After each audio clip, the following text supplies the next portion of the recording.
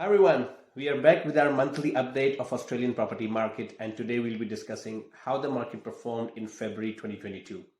This is Adil, Director, Ariza Buyers Agency, helping everyday Australians to build passive income through property investment. After a very strong 2021, we are seeing signs of diversification for second consecutive month, where different markets and different regions are growing at different rates. The regional market continues to thrive. However, there's a softening growth across the capital cities at varying pace. For the 17th consecutive month, according to CoreLogic, the house prices continue to increase, and they increased by 0.6% on average during the month of February. Looking at the capital cities, we come across a very interesting fact. The average house prices of Sydney declined for the first time since September 2020. The decline was small, it was 0.1%. In Melbourne, the house prices remain unchanged over the month, followed by 0.1% decline in December and 0.2% increase in the month of January. There are reasons for these stats for Sydney and Melbourne. On average, there is more stock available, which means there are more houses available for people to choose from as compared to what they were this time last year. Also, the affordability is an issue for people now. The prices have gone really high, and it's difficult for them to afford these properties. Last but not the least, the market is a bit cautious on the looming interest rate increase by the RBA. On the other side, the smaller cities like Adelaide, Brisbane, and Hobart have all shown growth of at least 1% in the property prices on average during February. In terms of dollar values, it means that a Brisbane home is 13 grand more than what it was a month ago on average. A Hobart home or a home in Adelaide is 8.5 grand more on average than what it was on 31st of January 2022. Now, as a property investor, this is a scenario that you really want. There are different states, there are different markets within states which are now growing at different pace, because this is a more sustainable scenario, and that is what you want as a property investor.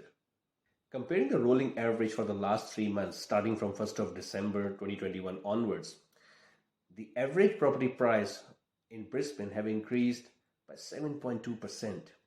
In the same period, the Adelaide prices have gone up by 6.4%.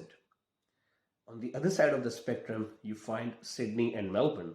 Melbourne has only increased by 0.2% on average in the 3-month window, and Sydney has posted gains of 0.8%. If you look deeper into the regional Australia, which comprises of all the regions outside of the 8 capital cities, all those regions combined have performed more than 3 times better than how the capital cities have performed in terms of property price growth. The regional Australia has grown by 5.7% on average in the last 3 months. However, the capital cities combined have only increased by 1.8% on average. The demographic changes, low inventory level, the affordability factor, and the ongoing demand for coastal housing are some of the key factors which continue to push the prices upward in regional housing markets. And this is a trend which will continue in 2022 in my view. Having said all of that, we need to remember that all the pricing growth in the last 2 years have happened when the international migration was at pause. With the migration now reopening, with the international travelers being allowed back into the country, I anticipate the capital city housing market will really be a big beneficiary of this. Traditionally, Sydney and Melbourne have been taking a lot of intake of international migrants, and I'm sure the property prices of these 2 cities will get a really good boost with the migrants coming back in again. And these numbers of Sydney and Melbourne, which show a bit of very slow growth or maybe a decline as well for February, this is not going to last in my view. This is a very good sign for property investors with the migration opening up. The demand for units and high density housing will definitely increase. With the increasing demand, the rental yields will go up. CoreLogic has already indicated that the gross rental yields have strengthened for the month of February across the country. The rental yields of Sydney and Melbourne are sitting at 2.4 and 2.8% respectively, which is quite low as compared to other capital cities.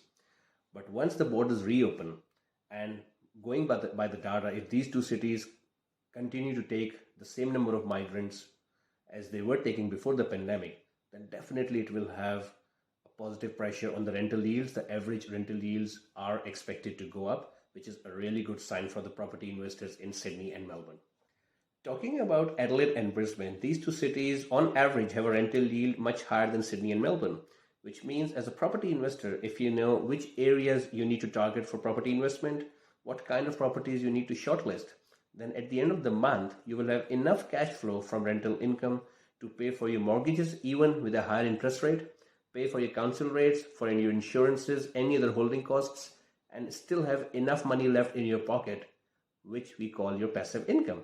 If you found this content useful and would want more of this content in future, please like this video, hit the subscribe button at the bottom.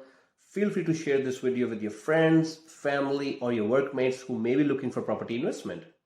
If you think we can help you in property investment journey, please feel free to jump on the below link at arizabuyersagency.com.au/contact us for a completely free and no obligation chat. See you on the other side.